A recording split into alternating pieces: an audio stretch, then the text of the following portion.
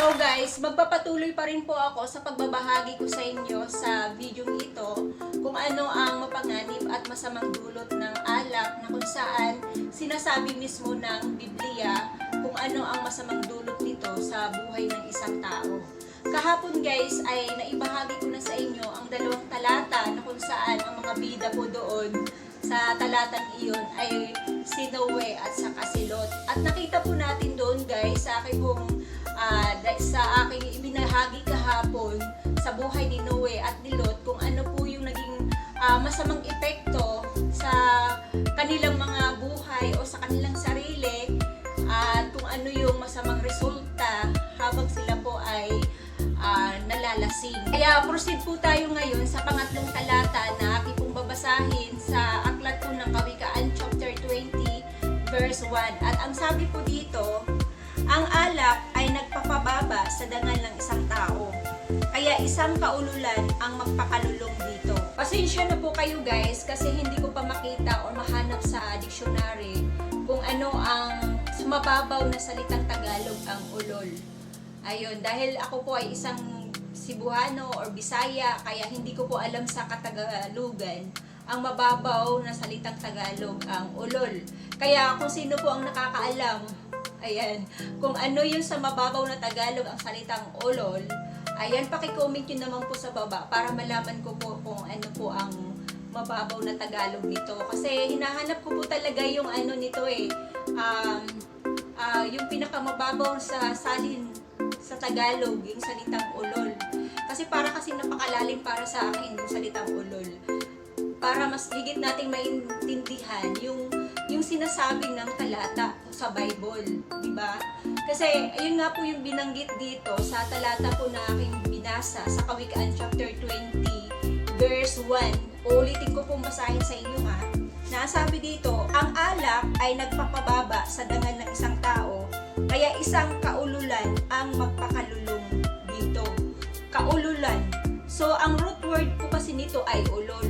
So, yun yung gusto ko pong malaman sa mababaw na salin sa Tagalog, yung salitang ulol. Kaya please naman po, paki-comment nyo po sa paki-comment nyo po sa baba kung anong ibig sabihin po nito sa mababaw na Tagalog.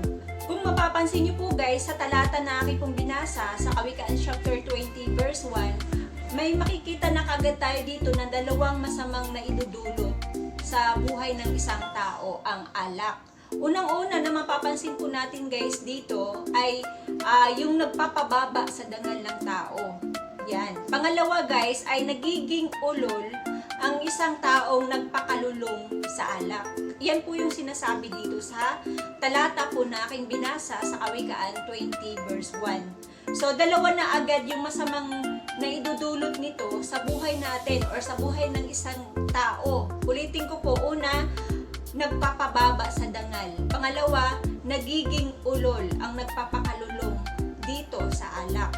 Bakit sinasabi po dito na sa talatang ito, bakit sinasabi sa talatang ito na ang alak ay nagpapababa sa dangal ng tao?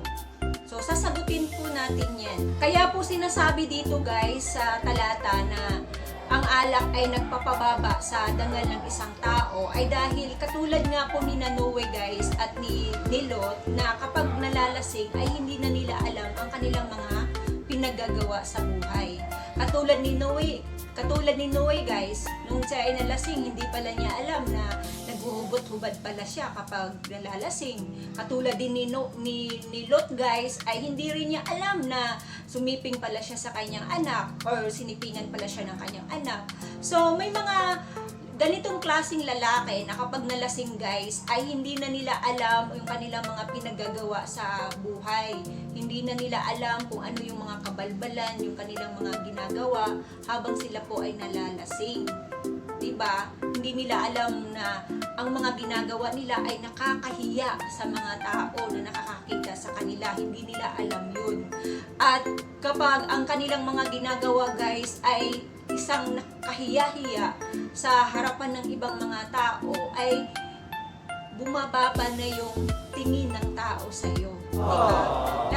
Lalo pat halimbawa ikaw ay may katungkulan sa isang sitio, sa isang barangay, may katungkulan sa isang bayan, sa isang lungsod, di ba?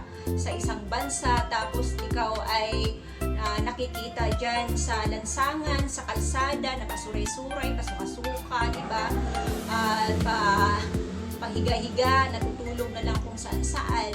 So, bumababa yung tingin ng tao sa'yo. So, bumababa ang dangal ng isang tao kasi may mga lalaki na kapag nalasing guys ay naghuhugot-hubad talaga na habang naglalakad sa kalsada. Nakakita na po ako niyan na isang lalaking lasing na naglalakad sa gitna ng kalsada na hubot-hubad. Walang saplot sa katawan. So, kaya tinatawag po talaga yan sa Bible na nagpapababa sa dangal ng isang tao. Mayroon din po guys na mga lalaki na kapag nalasing ay kapag nakakita ng mga babae ay gusto niyang sipingan ito. May mga lalaki naman guys na kapag nalasing ay naghahamon ng away, naghahamon ng suntukan, naghahamon ng barilan, naghahamon ng tagaan. Lahat ng mga nakikita niya sa paligid niya ay minumura niya, di ba? Hinahamon niya. Yan po yung isa sa mga lalaking nakikita ko kapag nalasing guys. Hinahamon niya ng away ang lahat ng mga tao na sa paligid niya. Nagiging matapang siya. May mga lalaki din guys na kapag nalasing ay sumusuka na lang kahit saan-saan at natutulog na lang kahit saan-saan. Matulog na sa gitan ng kalsada, natulog na sa kusali, natulog kung saan-saan. Hindi niya alam kung ano yung klaseng lugar yung kanyang hinihigaan. Meron din pong lalaki na kapag nalasing guys ay parang baliw na nagsasalita ng mag-isa, kinakausap niya yung kanyang sarili. Basta usap lang siya ng usap, salita ng salita na wala naman po siyang kinakausap. May mga lalaki din kapag nalasing ay hindi nila namamalayan ay umiihi sila, tumatay sa kanilang salawal. May mga lalaki din po guys na kapag nalasing ay isinisiwalat niya or sinasabi niya na ang lahat ng kanyang mga hinanakit sa buhay. Hinanakit niya sa asawa, hinanakit niya sa mga anak, hinanakit niya sa mga magulang niya o sa mga kamag-anak nila. Lahat ng kanyang mga hinanakit sa buhay ay sinasabi niya na po habang siya po ay lasing. May mga lalaki din po na kapag nalasing ay umiiyak, nagsisigaw, nagwawalwal, nagsisipa, nagwawala at gusto niya nang mamatay. Gusto na niyang kitlin ang kanyang buhay habang siya po ay lasing. At napakarami pa pong iba na mga pinagagawa ng isang taong lasing na hindi niya na alam ang kanyang mga ginagawa sa buhay. Hindi niya na alam yung kanyang mga pinagagawa, hindi niya na alam kung ano yung mga kabalbalan na ginagawa niya habang siya po ay lasing. Kaya nga po, iyan yung sinasabi dito sa talata ng Kawikaan chapter 20 verse 1 na ang alak ay nagpapababa sa dangal ng isang tao. Kasi habang ang tao po ay nalalasing, nawawala sa sarili, nawawala sa huwisyo, hindi niya na alam yung kanyang mga nakakahiyang mga ginagawa habang siya ay lasing. So, yan po yung ano natin, yun po yung makita natin dito sa talata. At sabi po dito, yung kasunod po doon sa sinabi ay isang kaululan lamang ang nagpapakalulong sa alak. Kaya nga po tinatanong ko po sa inyo kung ano po ang ano pang ibig sabihin sa mababaw na Tagalog ang salitang ulol. Ayun. Kasi doon po sa aklat po ng Matthew chapter 5 verse 23, may nakalagay po doon na kapag sinabihan mo raw ang isang tao na ulol ka, ay mapapasaapoy ka sa impyerno. Kaya nga gustong-gusto ko malaman sa mababaw na Tagalog kung ano yung salitang ulol. Yun. At kapag nagpakalulong ka pala sa alak ay nagiging ulol ka. Ang pang-apat na talata po guys na aking pong babasahin sa inyo ay sa Kawikaan chapter 23 verse 20 hanggang 21. Ang sabi naman po dito, huwag kang makikisama sa mga lasinggo at sa masiba sa pagkain. Verse 21, pagkat sila'y masasadlak sa kahirapan at darating ang panahong magdadamit ng basahan.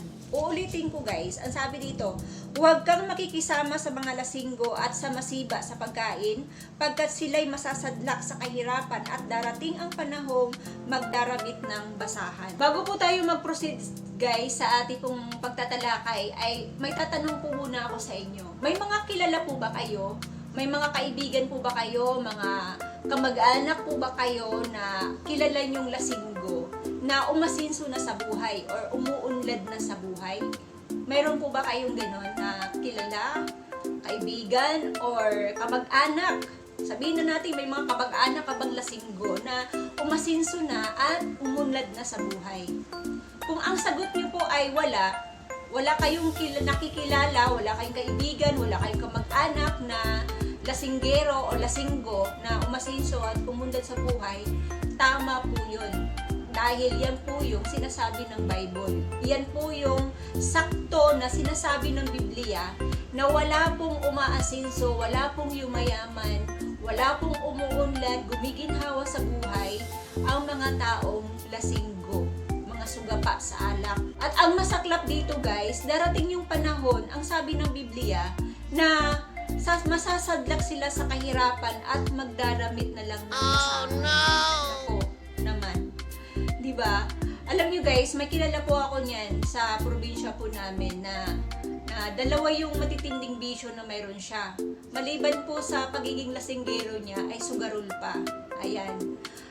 Totoo po talaga yung sinasabi ng Bible na darating yung panahon na masasadlak siya sa kahirapan at magdaramit na lang ng basahan. Kasi ang matitira na lang talaga na bagay na mayroon siya, yung damit na suot-suot niya. So, ikukwento ko po sa inyo yung kilala ko po doon na tao sa probinsya po namin na nasadlak po doon sa kahirapan at nagdaramit ng basahan. So, yun na nga po, mayroon siyang dalawang bisyo na matitindi, yung pagsusugal at saka paginginom ng alak, yan, lasinggero. And then, dahil yun lang po talagang alam niya sa buhay. Wala siyang ibang hanap buhay, kundi ang magsugal, ang uminom, ganyan. At siya pa naman din yung may pagkakatanda ko, mayroon siyang 6 na anak. Alam niyo po ba na sa kanyang pagiging sugarol at pagiging lasinggo ay unti-unti po niyang binibinta yung kanyang anak. Actually, hindi naman talaga binibinta. Parang, kumbaga sa Bisaya, ay piniprinda niya yung kanyang mga anak. Parang binibigay niya iyon sa kapitbahay nila, tapos humihingi siya ng kapalit na pera para meron siyang pangsugal at pag-inom ng alak. Tapos, unti-unti na pong nawawala yung mga anak niya, unti-unti nang nandun sa kapitbahay nila yung anak niya, tapos dumating yung time na naubos na rin yung pera at wala na yung mga anak na pwede niyang iprenda doon sa kapitbahay, ay ang unti-unti naman po niyang ipinagbibili or binibinta yung mga kasangkapan sa bahay. Lahat ng kasangkapan na mayroon sila sa loob ng bahay ay yun naman yung unti-unti po niyang binibinta para lang mayroon po siyang pangsugal, mayroon po siyang pang-inom. Syempre, hindi naman po siya palaging nananalo sa sugal. Madalas po natatalo siya sa sugal. Kaya talagang naibibinta niya ng paunti-unti yung mga kagamitan nila sa bahay. Kaldero, pinggan, kutsara, lahat na nandoon ay nautay-utay na pinagbibinta niya o pinagbibili niya. At dumating na rin sa time na naubos na yung mga pinagbibintahan niya, naubos na rin yung mga kasangkapan sa bahay, naubos na yung mga kasangkapan sa bahay sa pagbibinta niya. Yan, naubos na. Hanggang sa ang mga damit naman ng pamilya niya, mga damit niya mismo, ang unti-unti naman niyang ipinagbibili or binibinta, yung mga polo, yung mga sapatos, yung mga pantalon, yan naman yung unti-unti po niyang mga ipinagbibili or binibinta. Hanggang sa naubos na rin yung mga damit na ipinagbibinta niya at ang natira na lang ay yung damit na suot-suot niya. At yung pinakahuli niyang binibinta ay yung bahay na nila. Ayan. At hindi ko na alam kung ano na po yung nangyari sa buhay niya. Nabalitaan na lang po namin na pag-alagala na lang siya. Siguro wala na nga siya mapuntahan kasi iniwan na siya ng kanyang asawa. Wala na rin siyang mga anak. So, ganun. Pag-alagala na lang siya, parang na siyang taong grasa. Ayan. Kaya totoo po talaga yung sinasabi ng Bible. Hindi po nagkakabula yung sinasabi ng Biblia na kapag ikaw ay talagang lasinggo at suga pa sa alak, ay talagang darating yung panahon na masasadlak ka sa kahirapan at magdaramit ka ng basahan. Yun yung sinasabi doon sa talata na aking kong binasa kanina. Kaya nga, may warning po ang Panginoon sa tao. May warning ang Diyos sa mga natitira pang mga matitinong tao, matitinong lalaki. Ayan, na sabi mo doon, iwasan daw natin ang makikisama sa mga lasinggo. Iwasan daw natin ang makisama sa mga lasinggo at sa mga masiba sa pagkain. Wow! Talagang ginagamit po dito yung masiba, no? Ibig sabihin, matakaw sa pagkain. Yung mga taong ang iniisip na lang lagi ay pagkain. Ang laman ng utak ay pagkain, di ba? May mga taong ganun. So, ibig sabihin, ay puro kain, maya kain, ganyan. So, masiba daw sa pagkain. Iiwasan daw natin makisama sa kanila kasi masadlak daw tayo sa kahirapan kapag nakikisama tayo sa kanila.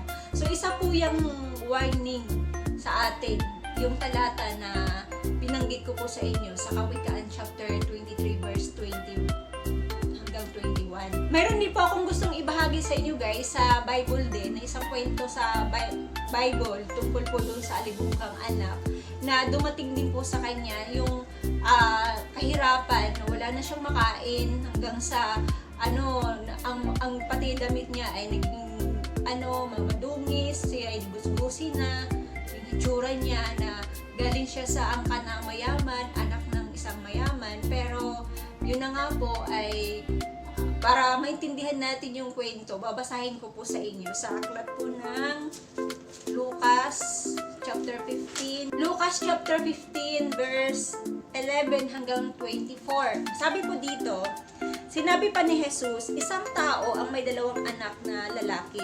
Ang wika ng bunso, Ama, ibigay na po ninyo sa akin ang mamanahin ko. At binabahagi sa kanila ng aba ang kanyang ari-arian. Pagkalipas ng ilang araw, ipinagbili ng bunso ang kanyang ari-arian at nagtungo sa malayong lupain, taglay ang buo niyang kayamanan. At dooy nilustay na lahat sa diwastong pamumuhay. Nang malustay na niya ang kanyang kayamanan, nagkaroon ng matinding tagutom sa lupaing yaon at nagdalita siya. Kaya't namasukan siya sa isang mamamayan ng lupaing yaon, siya ay pinapunta nito sa bukid upang mag-alaga ng baboy. Ibig sana niyang punan ang kanyang pagkain kahit ng mga bungang kahoy na ipinapakain sa mga baboy, ngunit walang magbigay sa kanya. Nang mapag-isip-isip niya ang kanyang ginawa, nasabi niya sa sarili, ang mga alila ng aking ama ay may sapat na pagkain at lumalabis pa. Samantalang ako'y namamatay ng gutom dito. Babalik ako sa kanya at sasabihin ko, Ama, nagkasala po ako sa Diyos at sa inyo. Hindi na po ako karapat-dapat na tawagin ninyong anak. Ibilang na lamang ninyo akong isa sa inyong mga alila. At tumindig siya at pumaroon sa kanyang ama. Malayo pa'y natanawan na siya ng ama at ito'y labis na nahabag sa kanya. Kaya't matakbo siyang sinalubong ni Yakap at hinagkan. Sinabi ng anak, Ama, nagkasala po ako sa Diyos at sa inyo. Hindi na po ako karapat-dapat na tawagin ninyong anak. Ngunit tinawag ng ama ang kanyang mga alila. Madali, dalhin ninyo rito ang pinakamahusay na damit at isuot sa kanya. Suotan siya ng singsing at panyapak. Kunin ang pinatabang guya at patayin. Kumain tayo at magsaya. Sapagkat namatay na ang anak kong ito, ngunit muling nabuhay, nawala, ngunit nasumpungan at sila'y nagsaya. Napansin niyo po ba guys sa kwento na ito tungkol sa alibungkang anak? So, di ba, kinuha ng bunsong anak yung kanyang mana sa kanyang tatay. At nung nakuha na yung kanyang buong kayamanan, nakuha na niya yung kanyang buong mana, siya po ay nagpakalayo-layo. Di ba? Lumayo siya sa kanyang tatay, kasama yung kanyang mga barkada, mga kaibigan, at doon sila sa malayo, nagpapakasaya, yan. At doon din nilustay niya ang lahat niyang kanyang kayamanan. nilustay niya sa diwastong pamumuhay. At syempre guys, kapag sinabi po na dito na nilustay niya yung kanyang buong kayamanan, yung buong mana niya sa diwastong pamumuhay, ano yung maiisip natin? So pwede nating pwede nating isipin na nilustay niya yung kanyang buong mana or buong kayamanan sa diwastong pamumuhay sa pamamagitan ng pagpapakasaya niya sa iba't ibang klaseng babae, pagpapakasaya niya sa iba-ibang babae, sa pagsusugal, sa paglalasing, sa pag-iinom, inom dito, inom doon, sugal dito, sugal doon, at iba pang mga walang taros na pagsasaya na ginagawa po niya doon, na hindi niya akalain na isang araw ay darating pala yung kahirapan. Yun yung nga po sinasabi, di ba? Kanina doon sa kawikaan, darating ang panahon na masasadla ka sa kahirapan. At nangyari po ito dito sa Alibugang Anak, na dumating sa lugar na yon na kinaroroonan niya ang kahirapan sa buhay. At ano ang sunod na nangyari sa kanyang buhay? Nagdalita siya. Ibig sabihin, naghirap siya. Dumating yung panahon na naubos na yung kanyang pera. Naubos na ang kanyang kayamanan. Pati pagkain, wala na siyang makain. Kahit manghihingi siya ng pagkain, na kahit pagkain ng baboy, or pagkain na bungang kahoy, ay walang magbibigay sa kanya. Diba? So, yun yung dapat na maisip po natin, na hindi naisip nitong Alibugang Anak na may mga panahon na pwede kang maghirap. Dahil hindi sa lahat ng panahon ay mayaman ka, sagana ka. Hindi sa lahat ng panahon ay puro ka pagpapakasaya. Dahil sabi nga po doon sa mga ngaral, chapter 3, na may kanya-kanya lang tayong panahon. Diba? May kanya-kanya panahon ang lahat ng bagay sa buhay natin dito sa mundo. Kung masaya ka ngayon, bukas malungkot ka na. Diba? Kung maginhawa ka ngayon, bukas mahirap ka na. Kaya yun dapat ang maisip po natin at paghandaan po natin sa ating mga buhay. Kaya nga ang Biblia po, punong-puno po talaga ito ng aral sa buhay at magandang mga aral sa buhay na makukuha po natin dito sa Biblia, na kung saan ay kung babasahin po natin maigi ang salita ng Diyos ay para lang tayong inihahanda ng Panginoon doon sa mga sitwasyon, doon sa mga pangyayari na darating sa buhay natin. Parang pinaghahanda lang tayo ng Panginoon kapag tayo po ay nag-aaral ng Biblia. Para pag may mga sitwasyon kasi sa buhay po natin, may mga pangyayari na darating sa buhay natin na hindi po natin inaasahan. Pero alam po na yun ng Diyos na darating yan sa buhay natin, darating yan sa buhay ng tao. Katulad halimbawa po ng kahirapan. Diba? Iniisip po ba natin yun na darating yun sa atin ang kahirapan? Iniisip niyo po ba yun? Or hindi niyo po iniisip yun? Na isang araw darating yun sa buhay po natin. Diba? So, ang Bible, nagsasabi na yun sa atin na hindi lahat ng panahon ay maginhawa ka. Hindi lahat ng panahon ay okay ka. Hindi lahat ng panahon ay okay ang lahat sa buhay mo. Kundi may mga panahon na kailangan nating maranasan itong mga sitwasyong ito, mga pangyayaring ito, kahit hindi natin gusto. Pero nakaano na yan kumbaga nakatakda na yan na sa tao na dapat na maranasan ng tao. Diba? Kaya halo-halo nga yung halo-halo po yung mga pangyayari, yung mga sitwasyon na inaalaw ng Diyos sa buhay po natin para makita po natin yung mga kaibahan ng mga bagay-bagay dito sa mundo. Kung halimbawa po ikaw ay mayaman ngayon, pwede iparanas sa iyo ng Diyos ang maging mahirap ka bukas para maranasan mo naman kung ano ang buhay na maging mahirap, di ba? Kung mahirap ka ngayon, baka bukas ay maging mayaman ka at ipinaparanas yan ng Panginoon na maging mayaman ka para maranasan mo naman kung ano ang buhay ng isang mayaman, di ba? Yung mga ganun po na hindi natin unexpected no kung kailan at kung ano yung mga pwedeng mangyari sa buhay po natin, ay dapat ay pinaghahandaan po natin yan. At alam niyo po ba, ang nagpapahanda sa atin, ang tumutulong sa atin pala para maihanda talaga tayo, ito pong Biblia. Ayan, yung mga Biblia. Kasi ang Biblia po ay, bago pa man mangyari ang mga bagay-bagay, ang salita ng Diyos nandiyan na. Diba? Ang galingan, diba? Ang galingan ng Diyos. Ang galingan ng Panginoon. Ang galing ng iniisip ng Panginoon sa tao. Kaya kapag binabasa po natin ang Biblia, parang inihahanda na natin yung ating mga sarili sa mga darating na mga sitwasyon, pangyayari sa ating mga buhay. Kaya pag may mga dumarating po na mga sitwasyon sa buhay natin, hindi na tayo magtataka, hindi na tayo mabubulaga, di ba? Hindi na tayo masusurprise kapag may mga darating na sitwasyon kasi pinaghahanda na tayo ni Lord sa pamamagitan ng kanyang mga salita. Kaya dapat binabasa po talaga natin yung salita ng Panginoon. Balik po tayo doon sa alibughang anak. Ano na ba nangyari doon sa buhay ng alibughang anak? Di ba? Hindi niya po kasi naisip, hindi niya akalain na darating sa buhay yung kahirapan. Pero alam na po yun ng Bible na kapag ang kayamanan mo, yung buong kayamanan o yung pera mo, kahit gaano karami yan, kahit gaano kakayaman o gaano karami ang pera mo ngayon, kapag ikaw po ay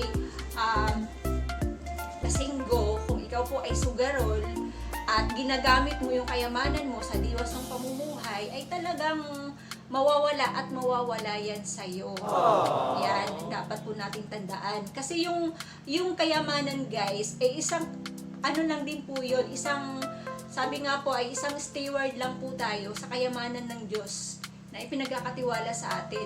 Tagapag-ingat lang tayo ng yaman ng Panginoon. At kapag hindi tayo naging mabuting steward yan sa kayamanan na pinagkatiwala sa iyo ng Diyos, babawiin niya ng Panginoon sa iyo. Kukunin uli yan sa iyo ng Panginoon at ibibigay niya yan doon sa taong mas karapat-dapat na pagkakatiwalaan ng yaman. Diba?